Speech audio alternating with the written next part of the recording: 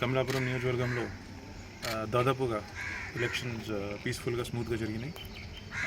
Police విభాగం అంతా కూడా చాలా హార్డ్ వర్క్ చేస్తూ ఏది కూడా అవాంఛనీయ సంఘటన జరుపుకోకుండా చూడగలిగింది. ఇంకా ఇప్పుడు కౌంటింగ్ రోజు ఇంకా కొద్దిగా డిస్టర్బెన్స్ జరిగే ఒక ఇంటెలిజెన్స్ ఇన్పుట్ ఉండే సందర్భంగా మనం దాని మీద కూడా ప్రత్యేకంగా ఒక ప్లాన్ పెట్టాము, బందోబస్తు ప్లాన్ చేశాము. సో బేసికలీ నేను ఒక స్ట్రాంగ్ అండ్ సింపుల్ మెసేజ్ చెప్పాలని ఏమనగా దట్ 4th కౌంటింగ్ తర్వాత ఏమాత్రం కూడా ఎక్కడ కూడా జిల్లా వ్యాప్తంగా కూడా ఎక్కడ కూడా no political party, no political leader has been given or will be given any permission whatsoever for rallies, gatherings, processions, celebrations.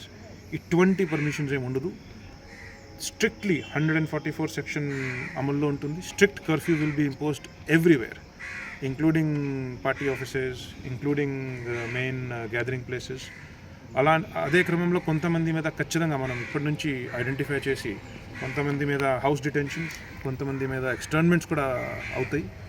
So అందరూ కూడా పోలీస్ డిపార్ట్మెంట్ ఏదైతే ఇప్పుడు చట్టపరమైన పబ్లిక్ ఇంట్రెస్ట్లో ఏదైతే చేయాలి ఇప్పుడు మనం తీసుకుపోతున్నామో ఆ విషయంలో అందరూ కూడా మాకు వాళ్ళ సహకారం అందించాలి అని నేను రిక్వెస్ట్ చేస్తున్నాను.